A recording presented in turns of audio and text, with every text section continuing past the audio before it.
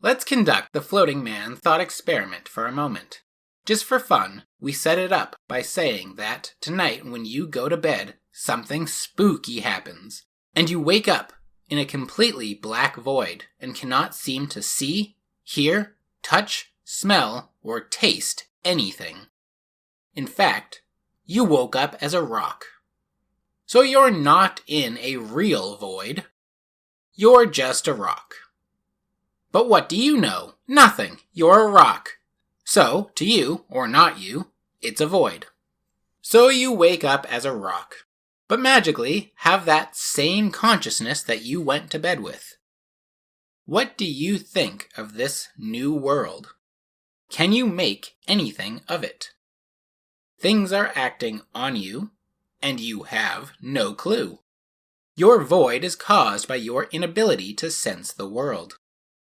A human could see the rock you have become, rolling down the hill in a violent, chaotic, noisy rock slide. But you, as the rock, see and feel nothing. Well, now let's imagine that your consciousness can create and grow new nerve cords that convert the rock into a more sensible creature. What sense should come first? What are senses at all? Sight is the ability to detect light hitting you. Hearing is the ability to detect air pressure hitting you. Smell and taste are the abilities to detect chemicals hitting you. Touch is the ability to detect matter hitting you. The commonly known sensations are all conscious awareness of external stuff. They come by experiencing the energy transferred to you by them. If you break this down, we have two major types of sensations, which are in one sense the same type, and in another sense completely different. 1. The ability to detect matter, and 2. The ability to detect light. As this new rock creature, we can therefore first put our magical energy into forming the ability to detect matter or light. Then, later, the other. The method for detecting matter comes in two forms. You can either get energy from its shape or energy from its force. The manner in which all the senses work is by a process called transduction, which means the translation of energy from a stimulus into the electrical signals used by the nervous system. The process is simple.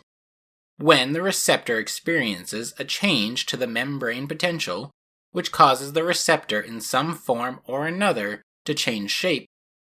For smell, taste, and sight, the stimulus affects the shape of a protein, which changes the shape of the receptor in some form, and this changes the membrane potential.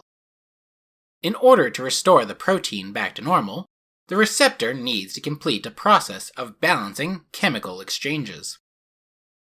In touch and hearing, the receptor itself is changed by physical force, changing its shape physically, and the same type of process of restoring the cell to its ready position requires balancing chemical elements into and out of the cell. Let's start by taking in chemicals, meaning, let us start our primitive smell or taste receptor. What must happen to make this work? To sense the chemical's existence, the energy of its existence must be transferred to us somehow. Before we form the receptor, the chemicals already do exist and are already hitting us. We just need a means of catching them. So let's imagine that we create and send out nerve cells to the surface of this new rock self. And we convert those cells into old factory-like bulbs. We essentially just make a normal nerve cell. But in the walls of this cell, we stick what we call G proteins, which have a certain electrostatic potential, little grabby arms shaped in different ways. We could have it such that the goal of this living active process, the homeostasis of this cell, is to attempt to keep the G protein in a state of high energy static charge, and as such, it acts like a magnet to the molecules of the correct shape. When a molecule of the correct electrostatic shape binds to the static end pieces of the G protein, the new electrostatic charge of the G protein is decreased, and we have our cell steal that energy before the molecule can take it back. So now we need to take in new chemicals to restore the cell back to normal, and excrete this new, useless molecule somehow. If our G protein does not take the proper shape, we will not smell or taste anything in the future. The only way it works is by obeying the laws of chemistry and physics, and by that I mean by physically conforming to whatever existence is. That is, if we want to sense it, we need to conform to it first. This is the major factor that proves objectivity in conscious awareness. It's not enough to imagine what if a rock could smell a rose, only then to imagine smelling roses without the rose, the nose, or the chemical odorants that physically occupy the space. Therefore concluding something magical about consciousness not needing reality because it thinks, and thinking is all one needs to experience, right? Rather, to imagine a situation like what if a rock could smell a rose would require that you have the rock become a living creature that needs to eat food and excrete waste, so as to maintain a state of existing which requires a collective energy that is held in place by a process of homeostasis. The process cannot take a break. The depolarization of a cell becomes death if it cannot restore the balance, and it cannot restore the balance if it cannot take in and push out material, if it cannot convert it, so as to continue this process for the sake of its own existence as such. And that just having a material cell, which is called a nerve, is not enough. It is not enough merely to have it living. To sense reality, including itself, it needs to shape itself to reality. The magical evolving rock we created needs to make a G protein, which has its static rods in the same form or shape as the odorant that comes from the rose. If the G protein is in the wrong shape, the detection cannot occur.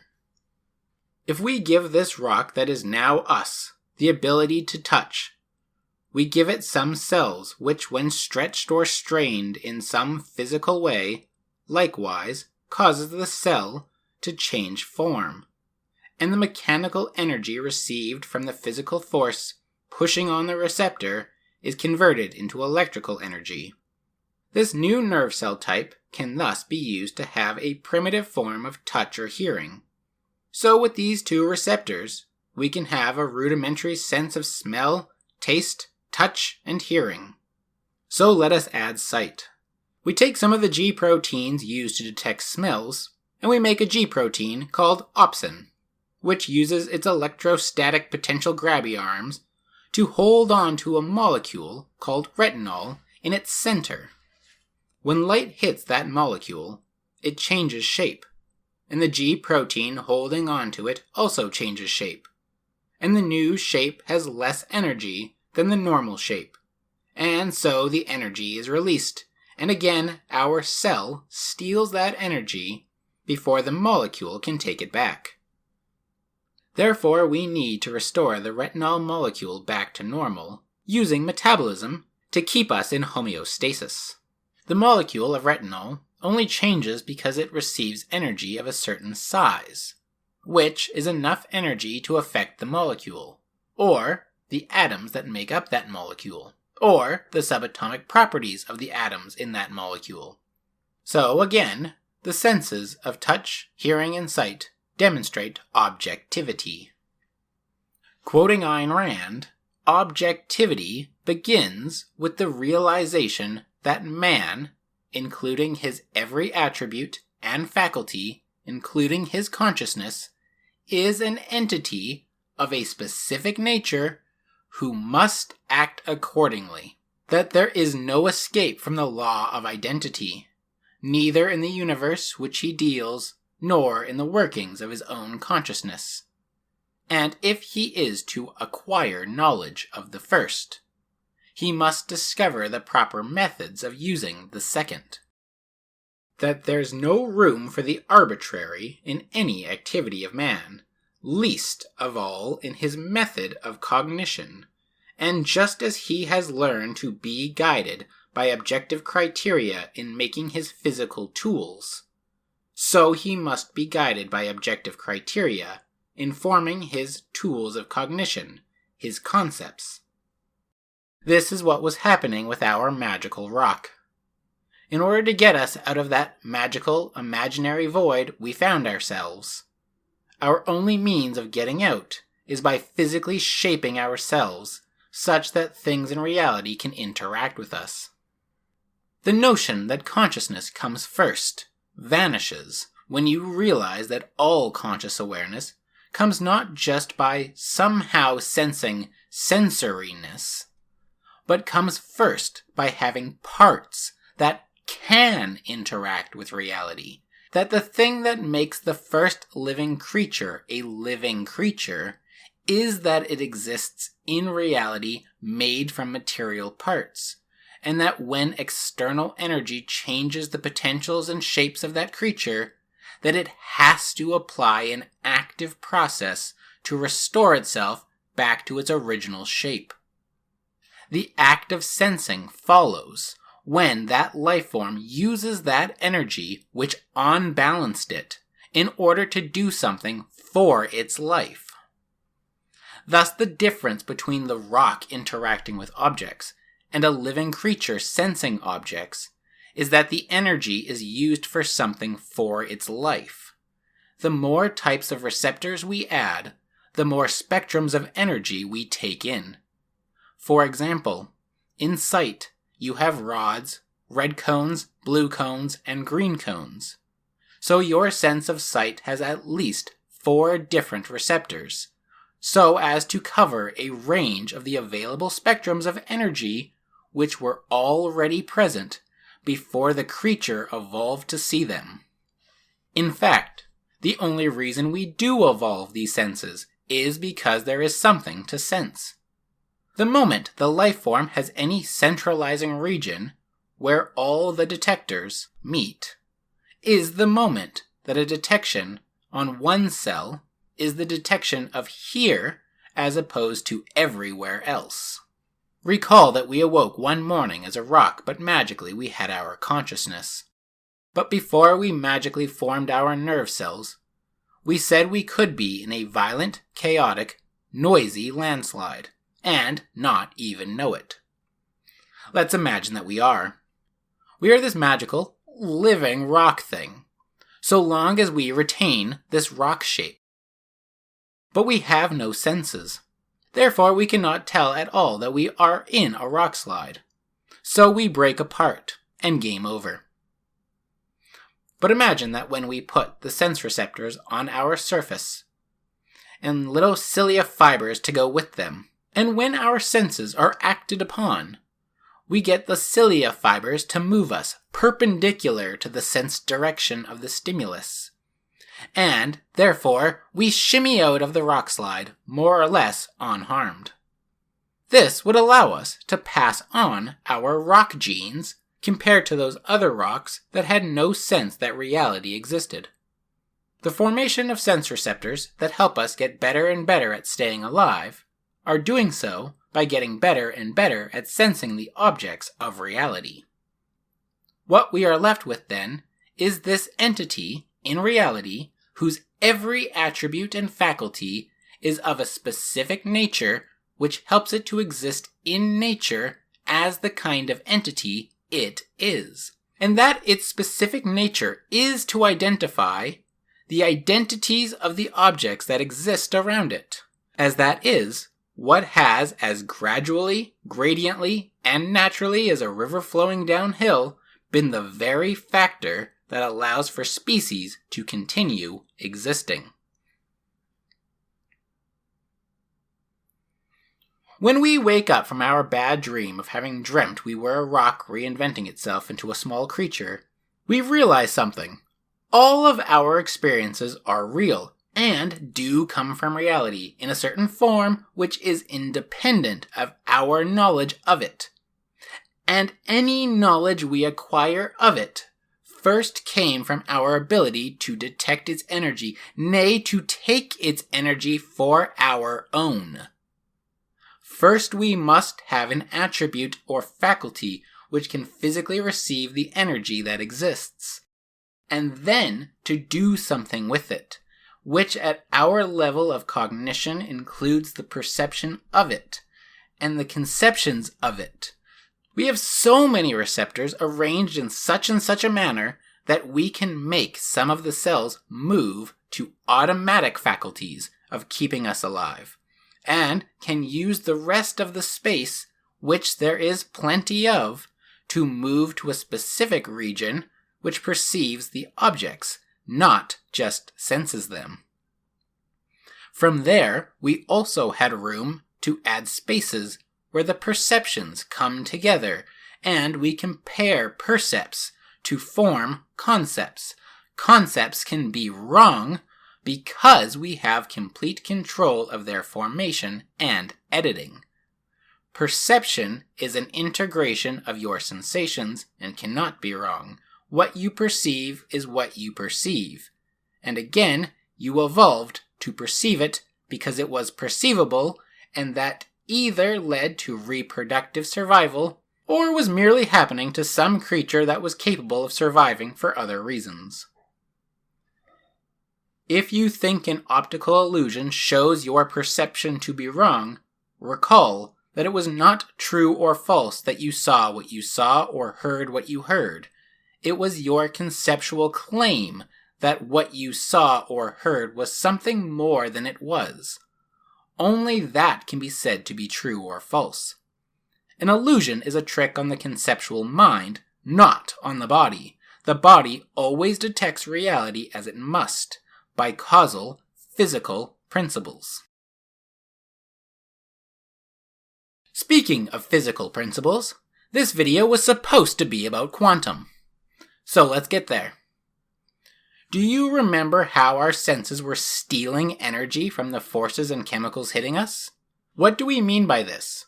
We take in energy from matter from the outside world and convert it into something useful for us by converting that something into something useless to us, which we then use more energy to excrete that waste, as well as use more energy to find more matter to take in, so as to convert into different forms to gain energy from.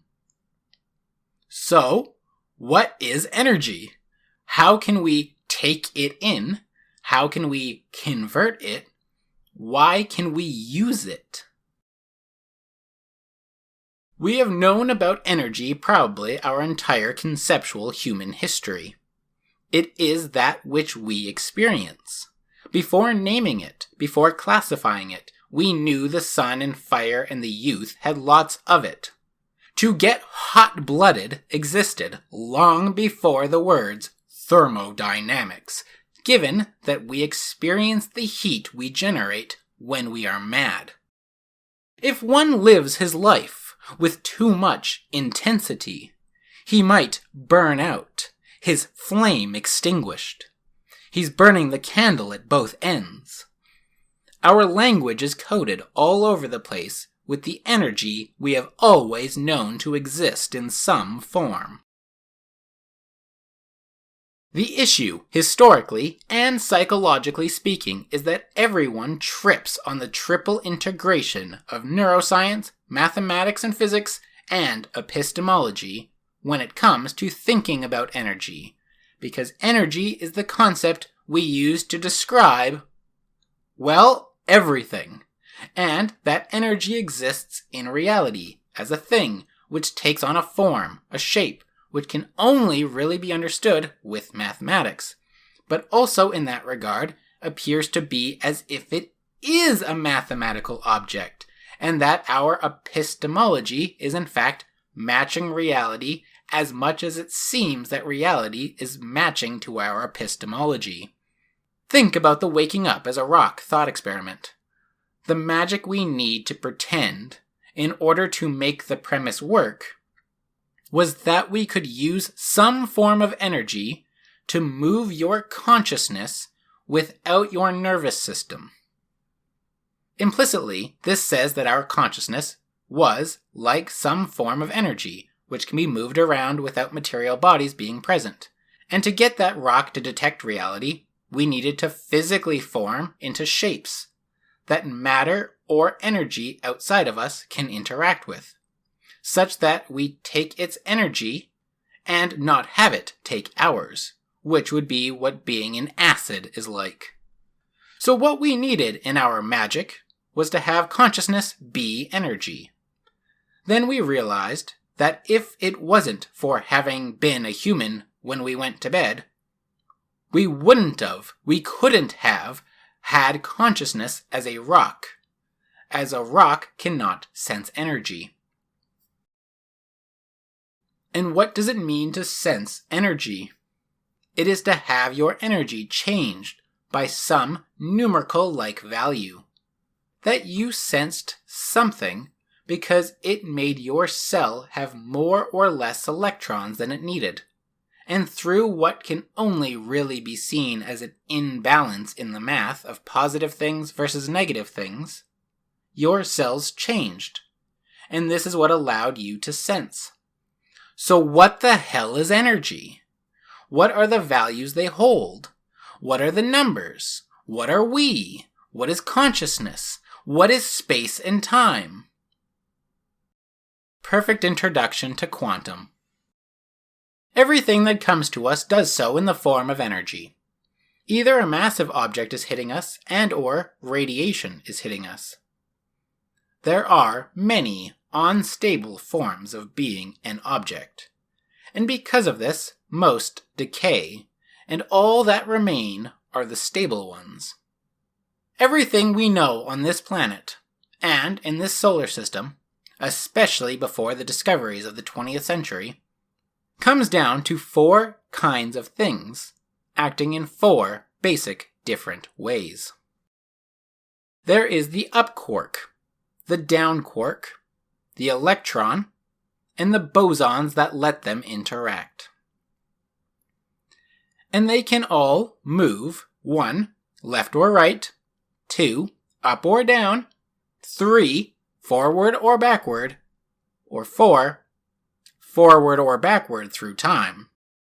We're getting a bit absurdly simple here, but it is basically true. Everything we know are basically just molecules which are either pure elements or mixed elemental compounds. These are just protons and neutrons and electrons with different quantities. And we see them because they reflect photons from a light source which emits energy, and this energy moves toward our light energy detectors. The protons and neutrons are just a different combination of up and down quarks. A proton being made of 2 up quarks and 1 down quark. The up quark has an electrical charge of positive 2/3, and the down quark a charge of minus 1/3. So together the proton has a positive charge of +1. This balances, in turn, with the electron's charge of -1. And having an equal amount of both in one unit creates an element, X, which consists of an equal amount of n protons and n electrons. With them are the neutrons, composed of 1 up quark and 2 down quarks. Thus a charge of 0. The up and down quarks interact with a different type of boson, which is more their size, and which is more complex than the photon, called gluons. Glue-ons, because they are like the glue that keeps the quarks together, and on because they are subatomic. The bosons, gluons, and photons have a similar job, as they are how matter interacts.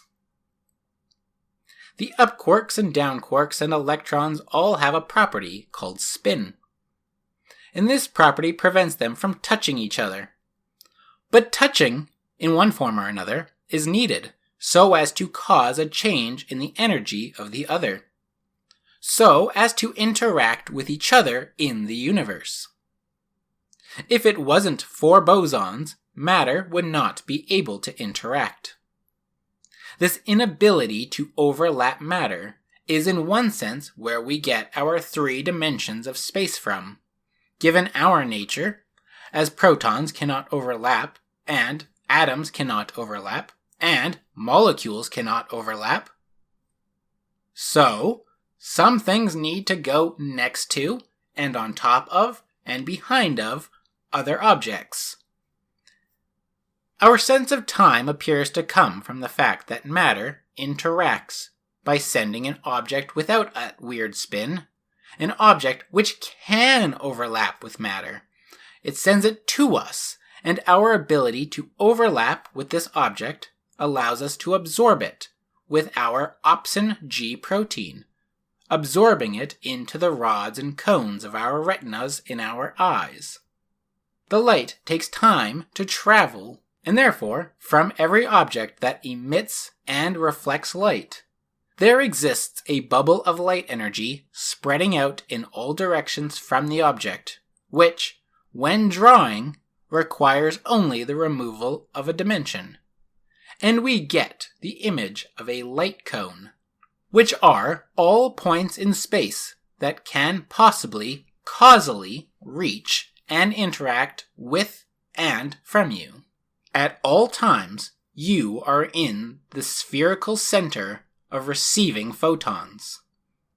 From your point of view, all the light was centering in on you, hitting you where you are now. And all the light you emit and reflect spreads out from you as a bubble of light radiation.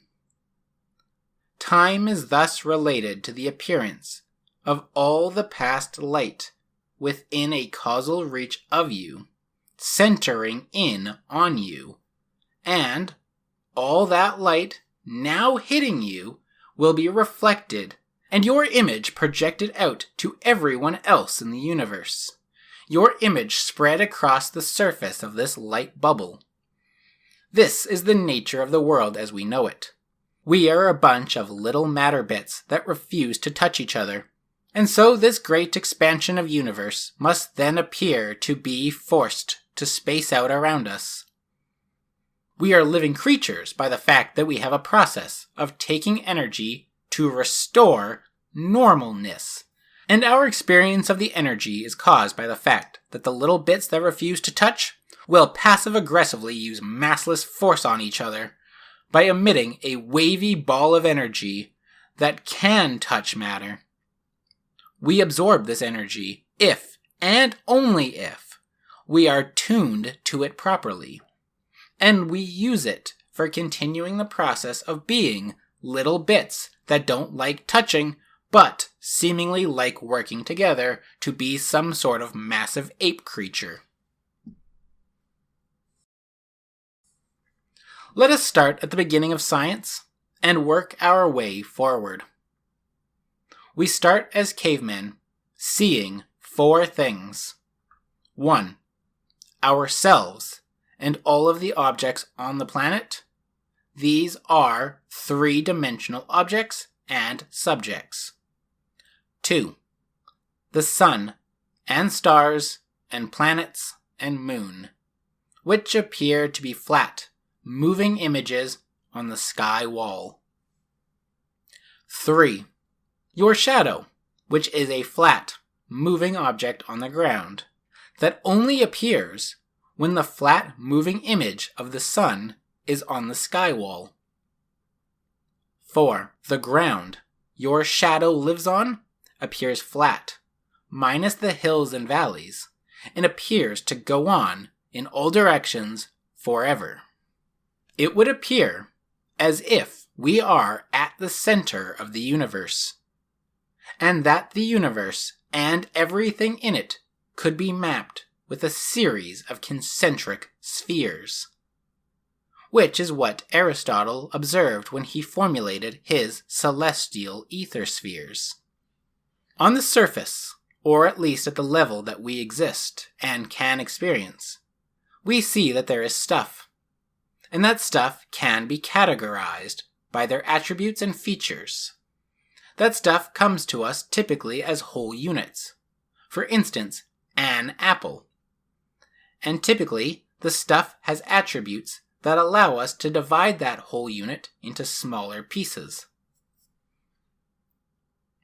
The ancient Greek assumption was that if everything is made up of one or more types of substance, then this would mean that you cannot cut the objects forever, as eventually you will have to cut the object into those fundamental substances, and they cannot be divided into something more fundamental. This was the conceptual invention of the atom, that which cannot be divided further. The atom provides the basic entry into quantum physics, as quantum is the plural of the word quanta, which describes the same fundamental issue as an atom. A quanta of something means the smallest amount of a substance that can independently, physically exist. The ancient Greek atom was one such quantum object, as it was to represent that one in the many fundamental element that they were looking for, as opposed to the concept of elements, which are the periodic elements. To get a good understanding of what was happening with light and the ether from 400 BC ancient Greece to 1801 AD Thomas Young, see my History of Relativity series. The essential topic that we need to extract from that history series was that the nature of light was in question, as some people thought about it in terms of a spherical material ball, and others thought about it in terms of waves, of some physical medium waving. Both were wrong for different reasons, and correct for different reasons, and the whole thing was very confusing. Thomas Young in 1801 demonstrated with the double slit experiment that light is a wave which interferes with itself. You can do this experiment with your eyes and hand. Look at a light source through your finger cracks.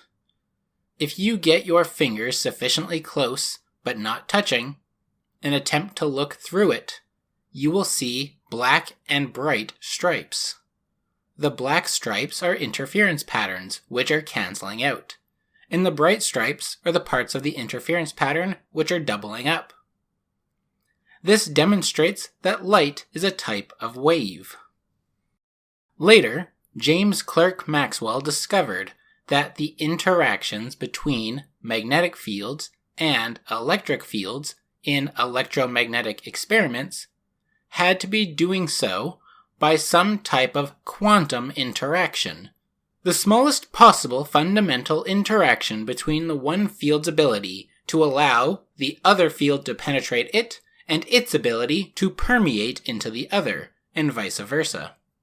This battle, or interaction between the fundamental attributes of the fields, always interacts at the same speed, the speed of light. In fact, light is the interaction of these two fields interacting at their most basic fundamental level with no ability to stretch or squeeze or scale the results. This is where the events of spacetime come from. You are in the place where all of the causal interactions possible to you are hitting you, and from you, a set of photon rays, or a spherical bubble of causality interaction spreads out from you. Hertz finalized this in 1887 by using this discovery to demonstrate the reality of the fact by generating electromagnetic waves lower than that of visible light, in order to create sparks and move objects a far distance away. This invention gave us modern-day radio communication, which we use every second of the day, every day. In 1905, Albert Einstein will show us how to make a single quanta of light, called a photon, and how to use a single quanta photon to excite an electron off of a metal plate. Again, further details can be found in the History of Relativity series. The point here today is that the science of light was essentially always quantum in nature, and that there was no physical connection between the study of light and matter until Maxwell, Hertz, and Einstein. Except for the fact that we could learn what things were made from, given the colors they made when we burned them. The history of light is therefore important to the history of quantum. But 1, we have that history done already. And 2, more important to the history of quantum, is the history of studying matter. It was the study of matter that led the Greeks to search for the fundamental elements that made up all of the stuff around them, creating the concepts of elements and atoms.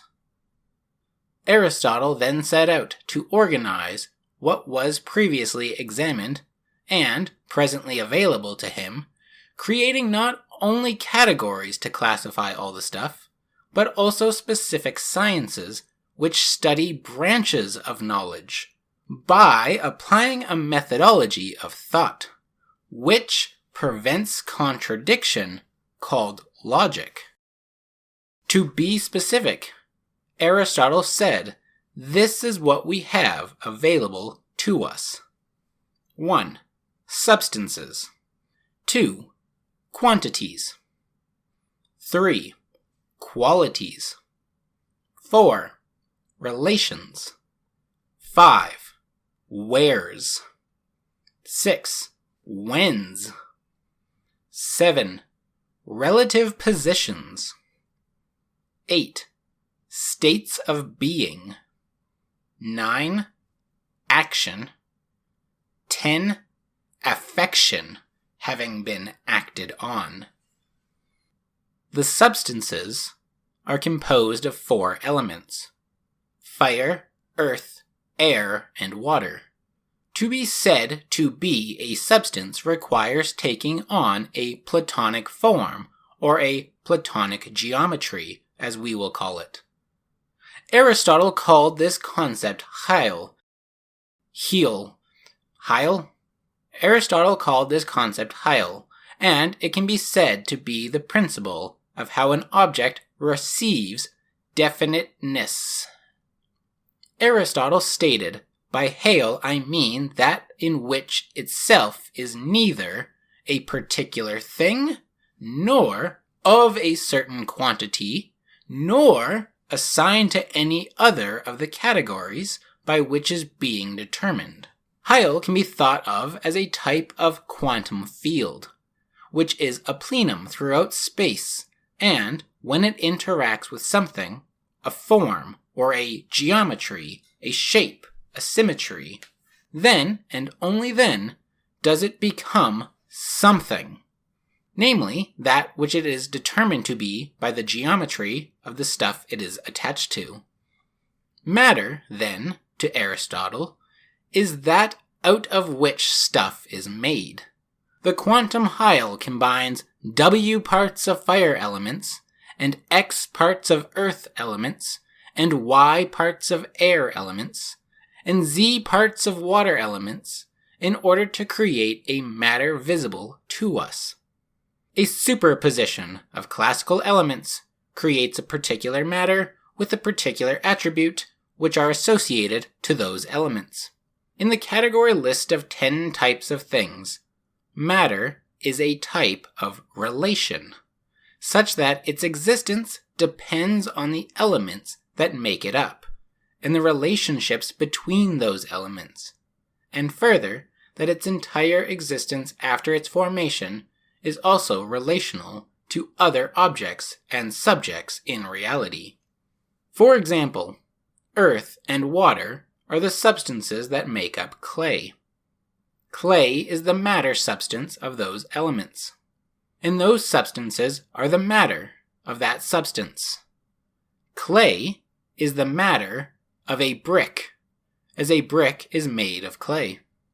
A brick is the matter of a brick house, as a brick house is made of brick. The houses are a matter of the city, etc. Therefore, you can see how logic is being formed by Aristotle, as one can use this information to grasp that a brick house is made of clay by the transitive property. From all of this, Aristotle creates the science of physics, the study of nature, which to Aristotle includes the study of mind, sense experience, memory, biology, and anatomy. But the general nature of the study, which allows it to cover such a broad range of topics, is that its purpose is to strictly study change. You can think about it like this. Aristotle believes that he has a way of knowing how or why an object is the way it is, and knows what it is going to do or be a part of, given the four types of causes. And so all that is left to Aristotle to be concerned about is the describing, documenting, categorizing, classifying, and, possibly, finding rules which govern the physical patterns for objects that we see on a day-to-day basis. For example, the physics of a brick house, in the sense that he can say that the brick house has matter, which are bricks, which are clay, which are 5 parts earth, 1 part water. Then that the material cause of the brick house was those elements, that the formal cause was the Platonic geometry of house shape. The effective cause was the builders building the house for the new statesman. The final cause was so that the new statesmen of the city would have a place to live, as to better the world, which increases the good of the universe, which brings us closer to being like the prime mover. What was then more of a concern for Aristotle was what would happen if you threw that brick. What happens if you slide that brick? What happens if you drop that brick? When you displace it from its natural habitat, how does it respond? When the matter is acting as he would expect given natural causes, he calls that natural motion. And when you slide or toss a brick, when it is acting apart from its natural causes or motions, he called that unnatural motion. And of these types of physics, there is a division of static versus dynamic. Static physics being when the acceleration is 0, and dynamics being when acceleration is not 0. When the Western world stepped out of the scholasticism and into the scientific revolution, they picked up where Aristotle left off, but questioning if what he said was true, and calling it natural philosophy. One of the concerns was that Aristotle said we are higher matter forms, on a matter-form sphere, in the center of a universe, surrounded by concentric spheres of celestial, unchanging, pure form ether. But now we know that there are comets and moons that revolve around other planets, and that stars can explode, and that we spin and move around the sun. What appears to be the sun moving flatly across the inside dome of a celestial sphere is actually a supergiant massive light and heat thing which disappears at night because we are rotating on the surface of a sphere. The geometry of how we must think about reality is different from the geometry of the universe presented to our eyeballs. Aristotle also said that objects will fall at different rates, given the matter that makes them up. But Galileo showed that they fell at the same rate, except in the case where air resistance affects the objects. But if that object was massive enough, it would overcome the air resistance and would fall at a rate of about 9.8 meters per second squared. How objects moved, and how objects fall, and how objects float, thus became of great interest, and so too did the other objects that were discovered when Aristotle was found to be wrong, like what is the sun, such that we move around it? Why is it hot and bright? What are the stars? Are they just other suns? If they're other suns, do they have planets? Do those planets have life on them? Why did one of them explode? Is ours going to explode? When? Will it hurt? What are comets? And why do they move funny compared to the other planets? Why do objects orbit each other? Why do they fall? Why do they push each other when they bump into each other? Isaac Newton did his best to answer as many of these questions as he could. He studied light by blackening out his lab, and then letting in only a pinhole of light. And he found that a glass triangular prism would scatter the light beam into a rainbow of color, which he could then put through another prism and make white light come back out. Or he could block a color and make a different color of light appear. Newton thus proved another Aristotle knowledge nugget wrong, as Aristotle thought white light was the more fundamental than the colored light.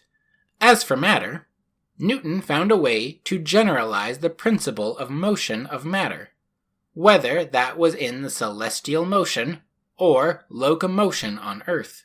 The way he was able to generalize them was with discovering 3 principles of motion and force.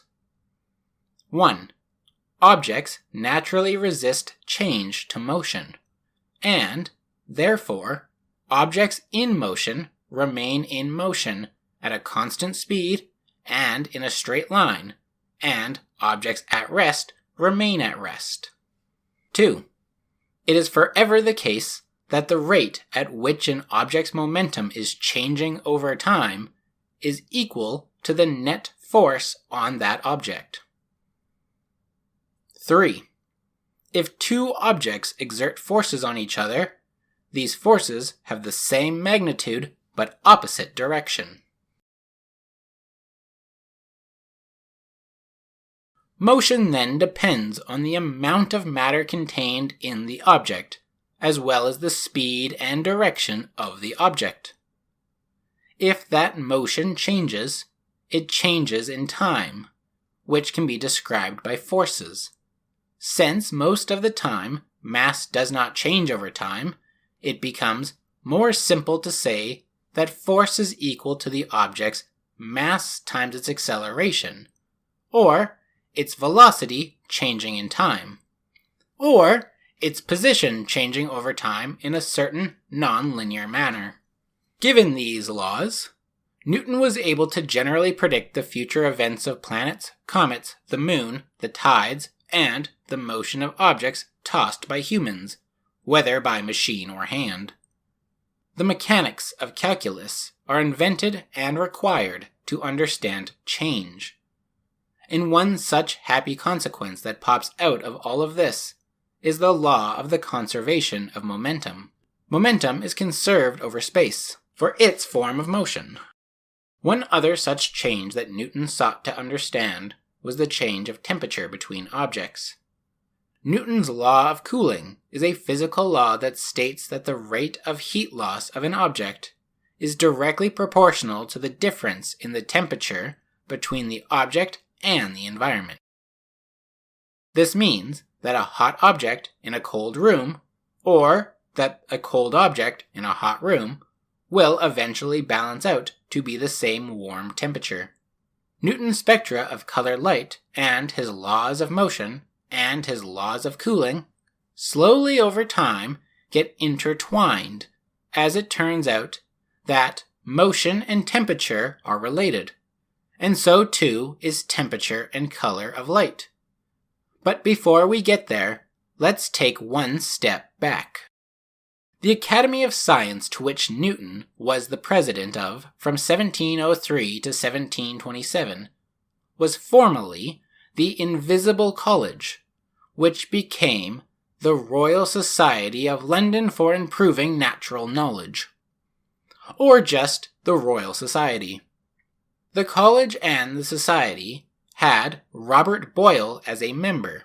Boyle was the first to experimentally demonstrate the relationship between pressure and volume in gas interactions, and from his experiments created what we call Boyle's Law. Boyle's Law states, for a fixed mass of an ideal gas kept at a fixed temperature, pressure and volume are inversely proportional. V is proportional to 1 over P. P is proportional to 1 over V. P times V equals some constant. And P1, V1 should be equal to P2, V2. This makes sense. If you put gas in a box and shrink the box, but you keep the temperature the same, the pressure of the gas being squeezed will Newton's law that same amount of pushback equal to the squeeze, and the pressure increases. Reduce the squeeze, relax the box, and the pressure eases. In 1787, Jacques Charles formulates what we call Charles' Law, which states, the volume of a given mass of a dry gas is directly proportional to its absolute temperature at a constant pressure. Volume is proportional to temperature. V over T is equal to some constant, and V1 over T1 should be equal to V2 over T2. Again, this makes sense. We repeat the box squeezing experiment, but we keep the pressure constant. So, we actually don't squeeze the box. We let it move when it wants. Then, the volume and temperature increase together, as the gas will expand the size of the box as you heat it, and will shrink the box when you cool it. In 1808, we get Gay-Lussac's law, or the pressure law, by Joseph Louis Gay-Lussac, which states, the pressure exerted by a given mass and constant volume of an ideal gas on the sides of its container is directly proportional to its absolute temperature. Pressure is proportional to temperature. P over T equals some constant, and P1 over T1 should equal P2 over T2. Now if we repeat, and we prevent the box somehow from changing its size, the more you heat the box, the more pressure will build up inside the box. If you were to somehow add pressure to the box, the temperature would increase. In 1811, we get Amedeo Avogadro's law, which states, the volume occupied by an ideal gas at a constant temperature is directly proportional to the number of molecules of the gas present in the container. Volume is proportional to the number of particles. V over N is equal to some constant, and V1 over N1 should equal V2 over N2. If the volume of the box is again allowed to move when we need it to, and we put gas into the box and walk away for a while and let it settle, the final volume of the box will depend on the amount of gas in the box. Given this, it was found that since PV equals some constant, and V is proportional to T, and P is proportional to T, then the formulation can become PV equals some constant, or is equal to some constant times T.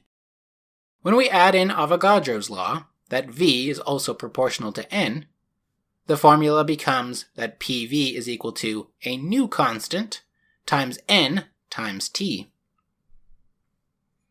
We can rewrite this as PV equals nRT, where this constant, this new constant, will be set to equal R. And R is the universal gas constant. The constant is the result of the universe, but also of the equation, as when you solve for R, you get R equals PV over NT, which can be expressed by the physical units of work per mole per degree of temperature. And the constant that pops out in that way is that R equals 8.314462618 kilogram meter squared per second per Kelvin per mole.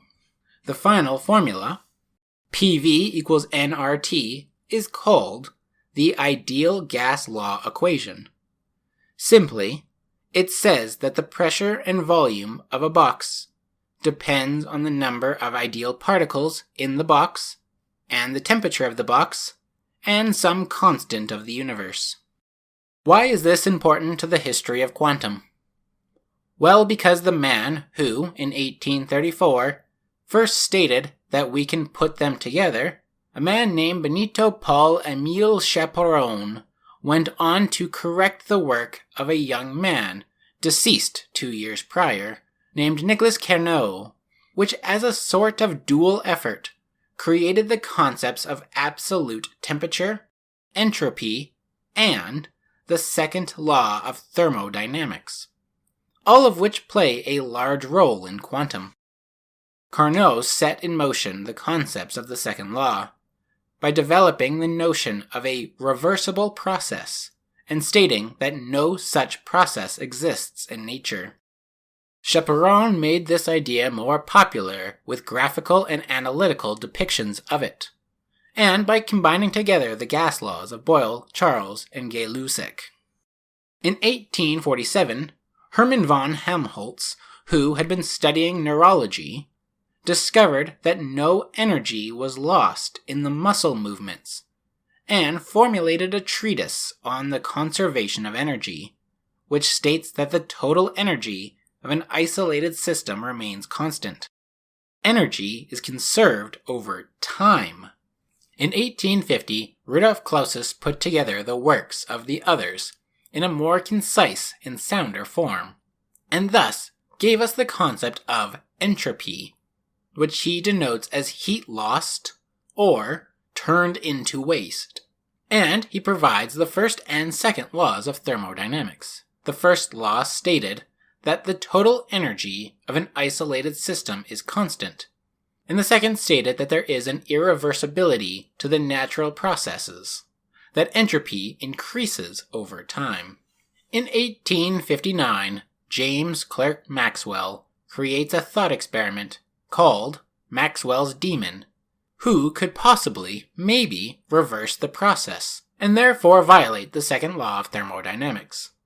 In the same year, Gustav Kirchhoff proposes his law of thermal radiation, and a year later coins the term black body, which he writes, "The supposition that bodies can be imagined, which, for infinitely small thicknesses, completely absorb all incident rays, and neither reflect nor transmit any.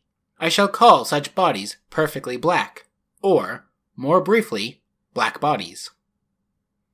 At this time, these two concepts were seemingly unrelated, but that would quickly change.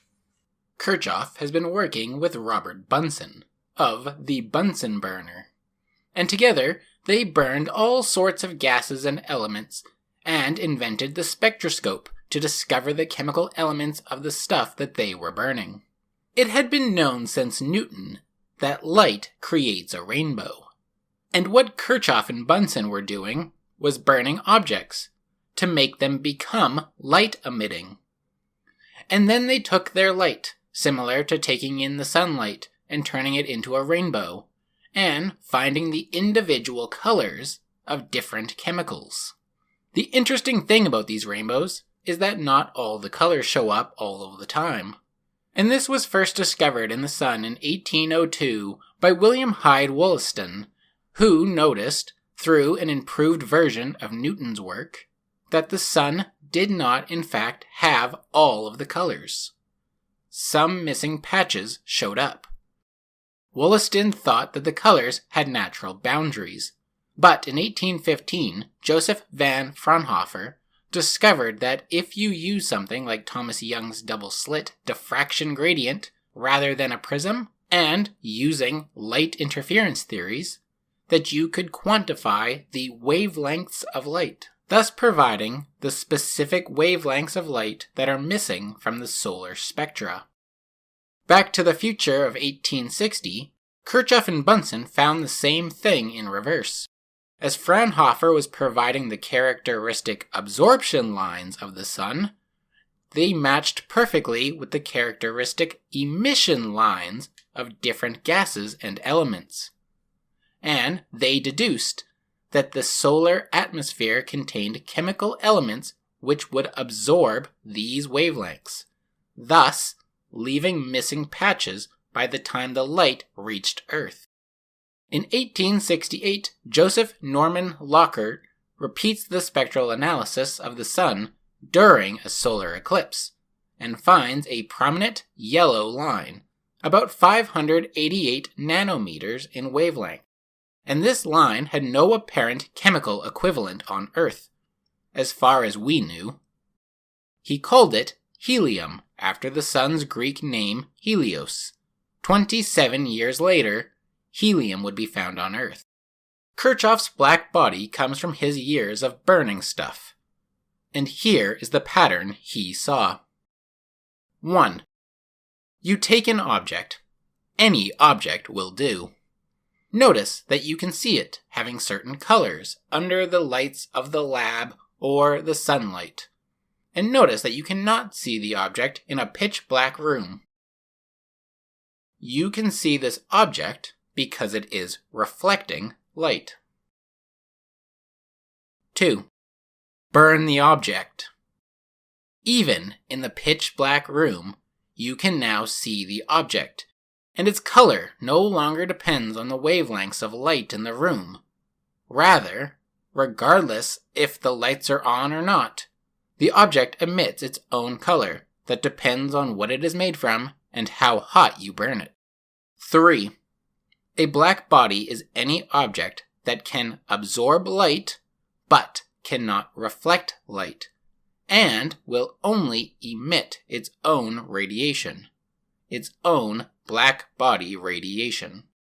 Back before the combination of ideal gas law particles in a box, and back before that box was called a black body, the scientists working with the gas laws wanted a way to know what was happening inside the box without opening it and ruining the experiment. In 1860, Maxwell formulated his distribution of molecular velocities by, quote, demonstrating the laws of motion of an indefinite number of small, hard, and perfectly elastic spheres acting on one another only during impact. Instead of saying that the particles are hard, spherical, and elastic, we may, if we please, say that the particles are centers of force, of which the action is insensible, except to a small distance, when it suddenly appears as a repulsive force of very great intensity. End quote. Thus Maxwell was imagining a box full of quantum particles, or as atoms, and imagining how we would measure all of these velocities. In 1871, the physicist Ludwig Boltzmann generalizes Maxwell's distribution of molecular velocities, creating the Maxwell-Boltzmann distribution. This statistical distribution describes the probability of finding particles with certain speeds inside of a closed, stationary container. Given the notion that you could track a molecule as it bounced around the box, you could find a method of tracking all the particles in the box, and therefore you would not just be able to predict the speed of a randomly selected particle from somewhere in the box, but you should be able to find every particle in the box, which is currently at a certain energy level, and that you can find the number of particles for each energy level possible to the box, which is called the Maxwell-Boltzmann statistics. The major question of concern here is, how many energy levels are possible for the box. In 1879, Joseph Stephan was thinking about Kirchhoff's black body radiation.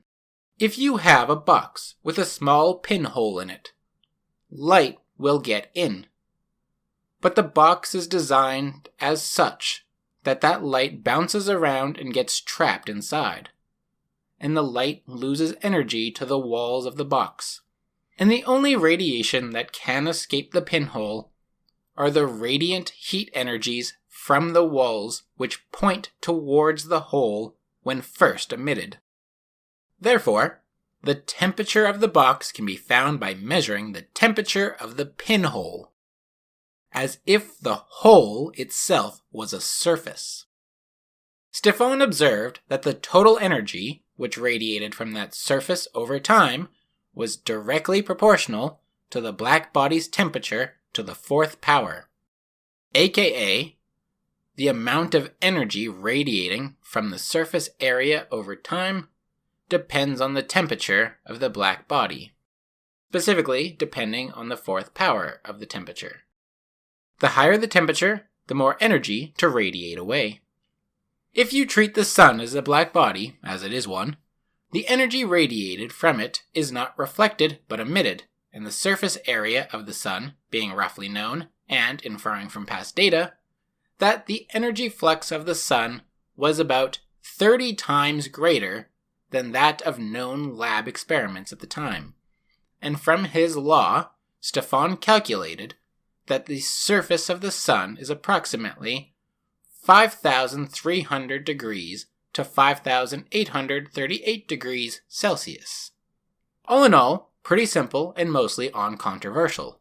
More temperature, more energy flux. Higher energy flux predicts finding a higher temperature. The higher you go toward infinity in temperature, the higher you go toward infinity in energy flux. In 1884, Boltzmann derives the Stefan-Boltzmann black body radiant flux law using Stephan's law, and providing a connection between particles moving, temperature, and radiant emittance.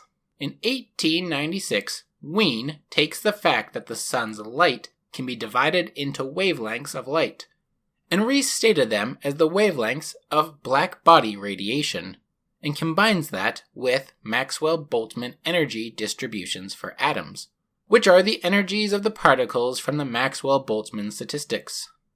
Wien is therefore able to convert the temperature mapping to the spectral wavelengths of light, and can predict the color of black bodies given their temperatures, which are associated with how many particles there are, how massive they are, the volume of the container, and the pressure of the container.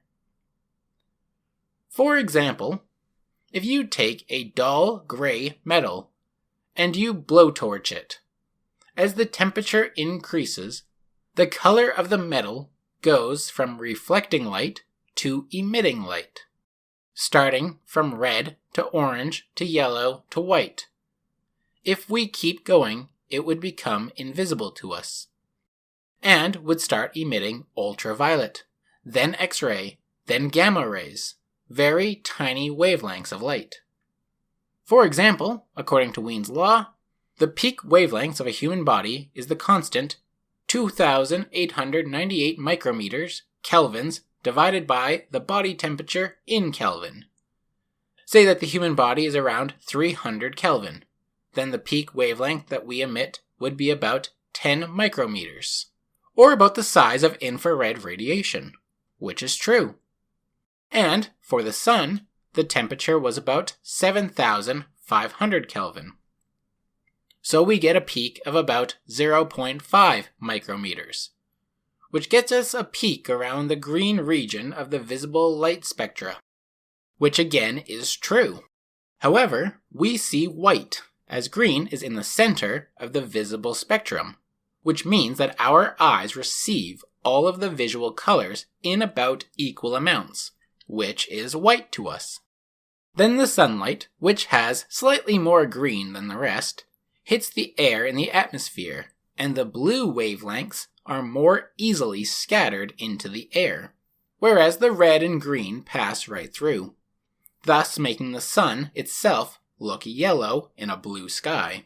The man that discovered that blue light was being scattered into the sky was John William Strutt, 3rd Baron Rayleigh, or Lord Rayleigh for short, Rayleigh for even shorter. The phenomena of why the sky is blue was called Rayleigh scattering.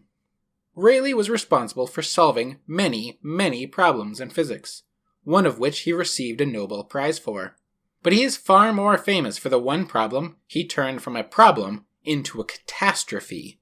Historically, however, this is a giant lie. The ultraviolet catastrophe was coined as a term 11 years after the solution was already posted. Planck solved the problem before Rayleigh could even break anything. The history that states the ultraviolet catastrophe is a problem was created more by Sir James Jean, who believed in the luminiferous ether, and was the only one concerned about this mismatch between classical electrodynamics and Planck's quanta, and when his results failed, he blamed the ether for being at the wrong temperature. Or more accurately, claiming that the matter and the ether were not in thermal equilibrium. Jean also disagreed with Laplace about how the solar system formed, and he thought that the planets were birthed from the sun due to a near collision with a passing star, giving birth to a conspiracy theory that still exists in small pockets today. James was a strange one.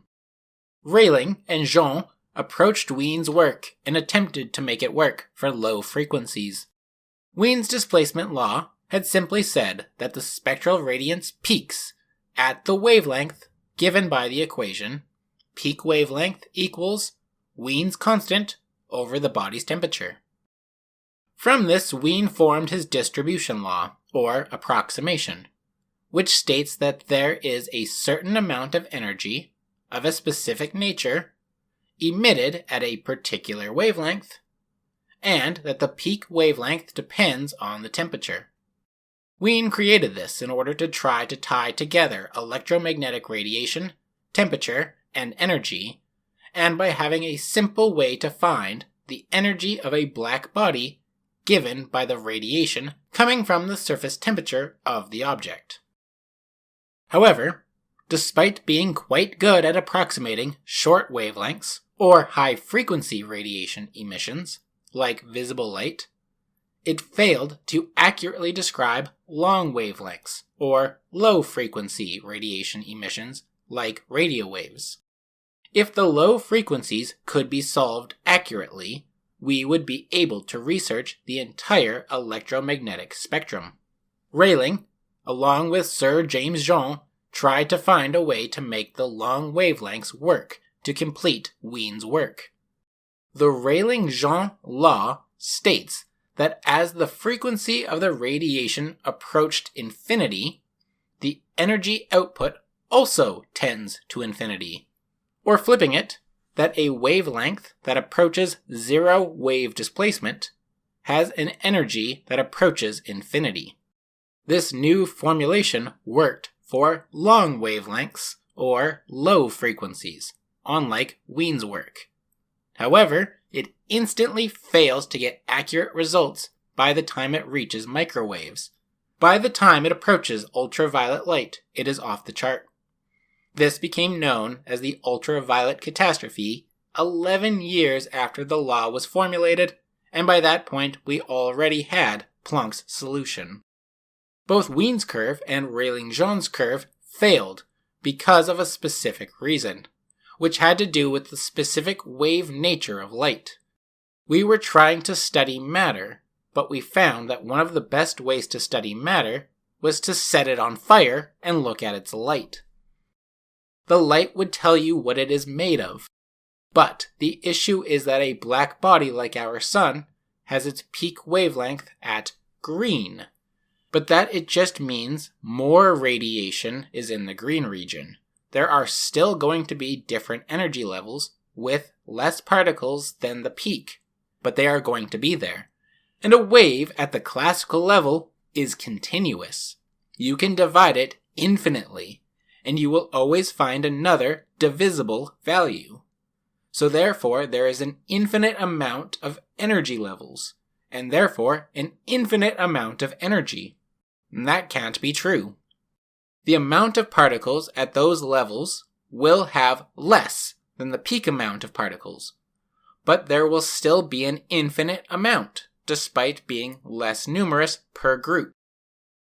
The Rayleigh-Jean law had stated that the intensity of radiation is proportional to the black body's temperature, and is also proportional to the fourth power of the wavelength. And starting with long wavelengths or low frequencies, the amount of energy output was finite and accurate. For example, according to Rayleigh's original paper, the spectral radiance observations matched that of potassium chloride when burned, which burns around 1000 degrees absolute, with a wavelength of 60 microns. But by the time the wavelengths needed to be ultraviolet in size, the amount of energy output would have to be infinite, which makes no sense, as even the sun would then have to have infinite energy, and we wouldn't be here due to that intensity. Rayleigh and Jean never actually proposed the ultraviolet catastrophe or anything of the sort, except that Rayleigh wrote, quote, "Speculation upon this subject is hampered by the difficulties which attend the Boltzmann-Maxwell doctrine of the partition of energy. According to this doctrine, every mode of vibration should be alike favored. And although for some reason not yet explained, the doctrine fails in general, it seems possible that it may apply to the graver modes." From this he provides an example of taking one-dimensional vibrating string and making it a three-dimensional vibrating sphere, and applies Boltzmann-Maxwell law to the radiation, and gets his famous wavelength to the fourth power law, which is a part of the Rayleigh-Jean law. And he concludes, quote, "Whether this equation represents the facts of observation as well as Wien's law, I am not in a position to say. It is to be hoped that the question may soon receive an answer at the hands of the distinguished experimenters who have been occupied with this subject." In 1900, Max Planck publishes his laws, which was to fix Wien's law. Rayleigh and Jean had also published their work in 1900, so Planck would not have seen that Rayleigh was hoping for this question to be answered until after he had completed his law, accidentally solving their problem at the same time as Wien's. Planck's solution was simple. A black body can be thought of like a box with a pinhole in it, and the only radiation that leaves the hole is from the thermal energy of the box itself. The box does not reflect or transmit any of the light that falls into the hole. The previous scientists were assuming that light waves bounce around the box and transfer their energy to the box and each other over time, and that light energy was doing so in continuous fashion, such that one photon of energy units might lose 0.001 energy units per bounce, or 0.0001, or 0.000001, and so there would be waves of light in the box at every wavelength, which there could be an infinite amount of, and so that breaks everything. But what if energy was quantized, such that a light wave could only become smaller if it matched a certain size, and that you cannot have an infinite amount of levels of energies, only discrete levels of energy, such that by the time the wavelength or frequency reaches ultraviolet, you don't have infinite amount, but maybe just a handful. Just set the energy E equal to the minimum energy level H, and multiply that by a natural number unit rather than a real number unit. Planck's law worked, but Planck thought the idea of making energies into discrete functions was just math. Albert Einstein showed why it was a fact of reality. The photoelectric effect showed that a quanta of ultraviolet radiation was able to cause an electron to be displaced from its metal plate. And in the reverse, Einstein showed that the photon was quantized, because it is the energy of the electron changing orbitals. An excited electron, when it de-excites, fires off a photon of that specific amount of energy difference. Einstein goes on to show that atoms really do exist, and that kinetic motion and temperature are related through this atomic photonic interaction of quantized energy exchange. 2 years after Einstein's miracle year, it is possible to provide a very simple example of what that atom is doing with the electron, and what the electron is doing with the photon, using Ernest Rutherford's brand new planetary model of the atom, which Niels Bohr improves upon in 1913 by showing the electron in the top orbital fall down and release a photon, which corresponds to that energy gap amount. And to pop it back up, you need to add that energy amount. This is how glow-in-the-dark stuff works. The light charges the electrons to the higher orbital, and then you turn off the lights, and as the electrons fall back to normal, they release light, and thus glowing in the dark. This is the birth of quantum physics. As we now have atoms which are moving electrons to different discrete energy levels, which are caused by, and cause themselves, the creation and annihilation of photons of those exact discrete energy levels. That physical exchange of energy is fundamentally reducible to a smallest quantity of energy. Hence, we can focus on looking at finding the building blocks that the Greeks were looking for. Finally, having the knowledge and technology to find that one in the many. Quantum physics is the study of matter and energy at the most fundamental level. Things get a bit weird by 1923, as this new field had people more closely examining what an electron is, what properties it has, what an atom is, if protons and neutrons are as fundamental as they get. Can we split an atom? One weird result comes from Einstein, who says that light has no mass, but it has momentum, which we can think of as mass times velocity. And that light might curve around massive bodies, because it has momentum rather than mass.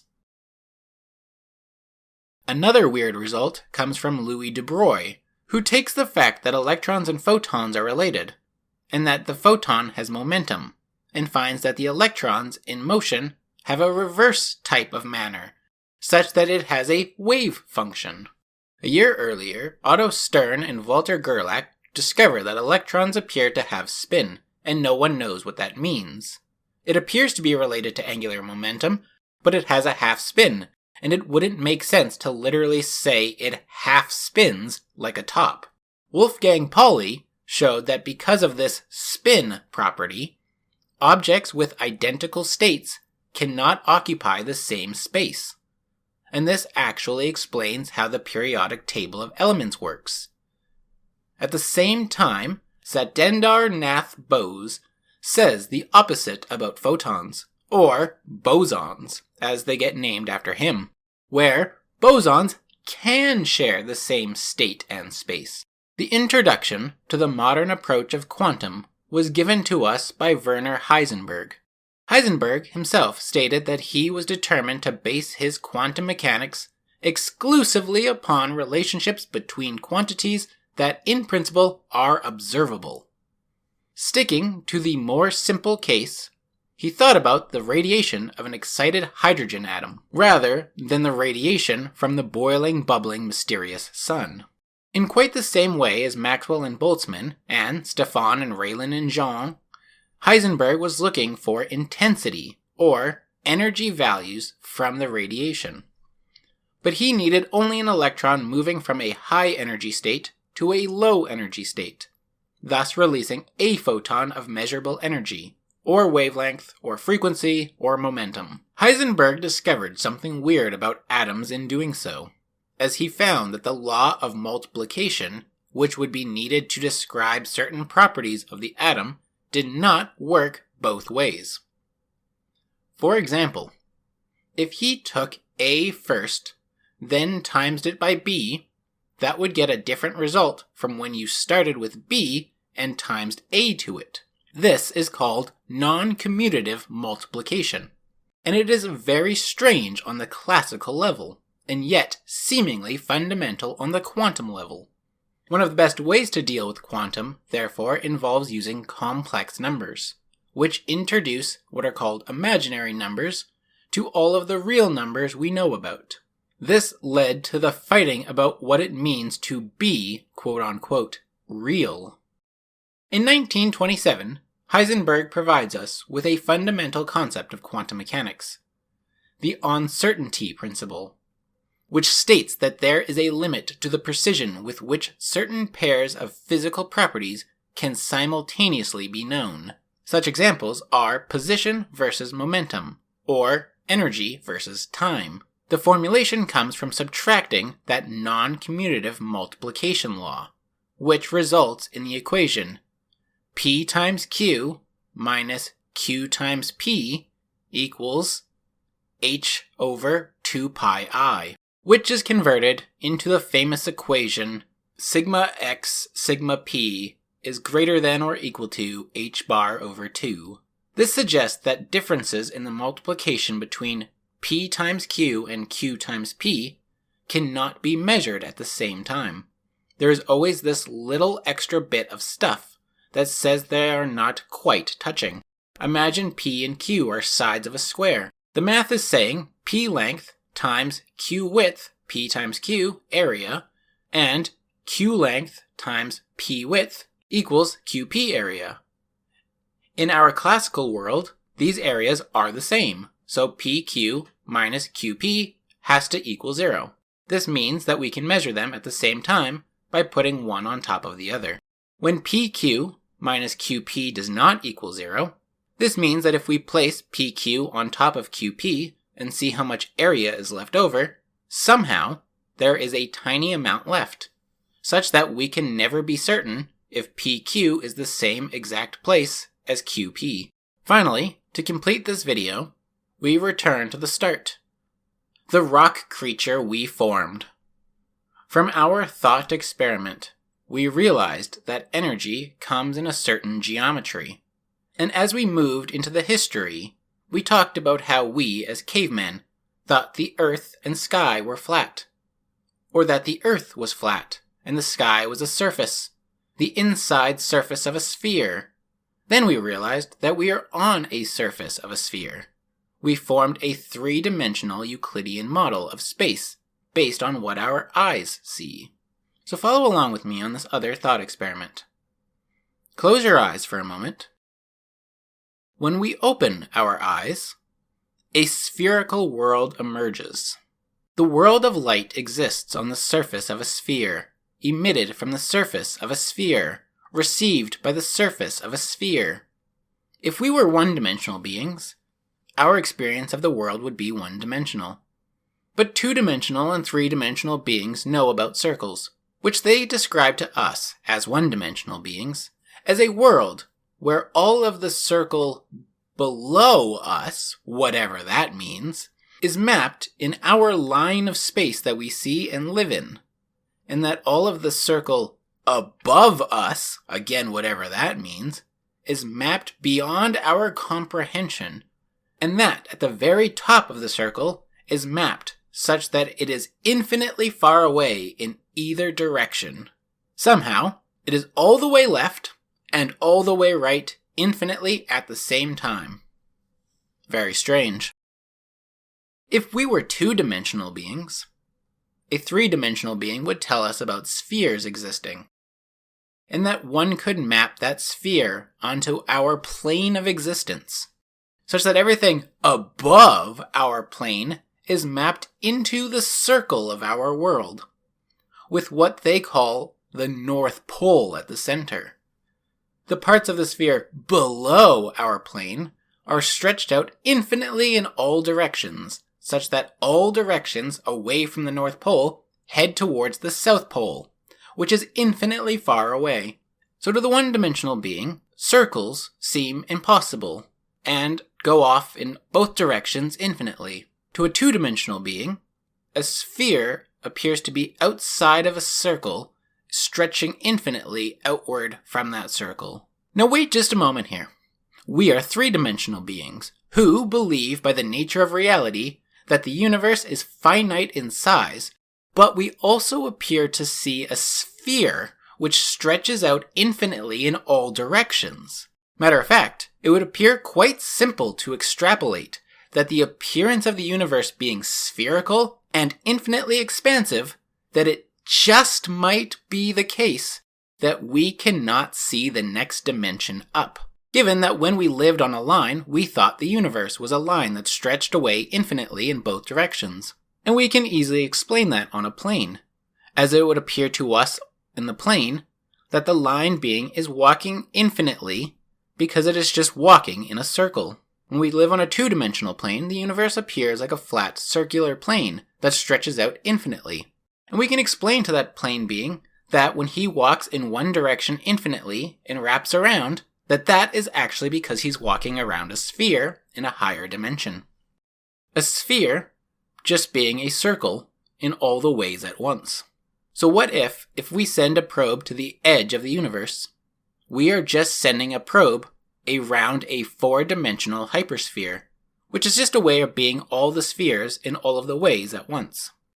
Now that doesn't make sense to your brain, but it also wouldn't make sense to some living cartoon that you draw on a piece of paper when you tell him that you're going to flip him over. This is symmetry, and in 1918, Noether provides us one of, if not, the greatest and most important theorems of all time. For every continuous symmetry of action of a physical system with conservative forces, there exists a corresponding conservation law. Throughout this history, we are collecting these laws. We found from Newton the conservation of momentum, and from Helmholtz the conservation of energy. According to the theorem, the conservation of momentum and the conservation of energy must have a corresponding symmetry of action, which is also stated alongside them. Momentum is conserved over space, and energy is conserved over time. When Einstein combined energy and mass, the conservation of mass law by the chemist Lavoisier was added to the conservation of energy law, both conserved over time, which we stated in this video when we said that Newton's second law of motion is momentum over time given force, and that was mass times velocity over time, as mass does not change over time. Noether's theorem explains why then Newton's law works. The symmetry of linear momentum is the space translation invariance. All places in space follow the same laws of physics. That is the symmetry here. The symmetry of angular momentum is rotational invariance. Rotating a ball in any direction still makes it look like a ball. The mass-energy conservation is caused by the symmetry that time translation is invariant. The laws of physics are the same today as they will be tomorrow. The ability to change speeds in reality, or boost your 3-vector, is caused by the symmetry of Lorentz boost invariance, meaning special relativity is valid and there is no such thing as a universal speed. The conservation of electric charge is caused by a symmetry in scalar potential fields in phase space. The conservation of color charge in quarks is caused by the symmetry of chromodynamic potential fields in phase space. The conservation of weak isospin is caused by the symmetry of weak potential fields in phase space. The universe, therefore, is full of stuff, because it is full of symmetries. And things we see having symmetries are caused by the fact that energies and properties are objectively conserved. And given that we see symmetries all around us, the same one in fact, where it takes 360 degrees of rotation in any dimension to return to normal. And yet, The quarks and leptons that make up all of these 3D 360-degree spinning objects are themselves required to spin 720 degrees of rotation to return to normal. So are we merely experiencing the universe one dimension lower than we could be? Or many dimensions out of place? That question we leave for quantum field theory and attempts at quantum gravity. This was messy and long, but the history of quantum mechanics is. It has an infinite amount of path formulations into it, and this was just one. I hope you enjoyed the journey.